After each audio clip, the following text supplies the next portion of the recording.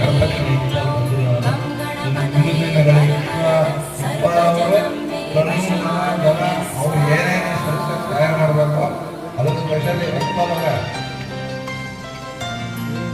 ಒಂದು ಅಗ್ರಿಕಲ್ಚರ್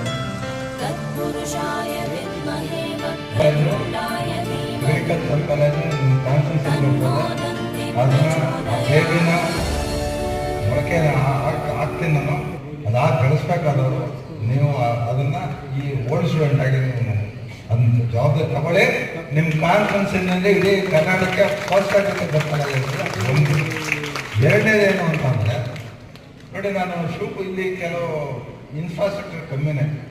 ನಾನು ಶಿವಕುಮಾರ್ ಅವರು ಕೇಳಿದೆ, ಏನು ಮಾಡಿ ನಮ್ಮ ಬೀಗರು ಕಂಪ್ನಿಯಿಂದ ಎಲ್ಲ ಕಡೆ ಕೊಡಿಸಿದ್ದೀನಿ. ನಾನು ಈಗ 23 ಲಕ್ಷ ಕೊಡಿಸ್ತೇನೆ ನಮ್ಮ ಬೀಗರ ಕಂಪ್ನಿ, ನನ್ನ ಹಳ್ಳಿಯ ಕಂಪ್ನಿಯಿಂದ. ನಾನು ಶಿವಕುಮಾರ್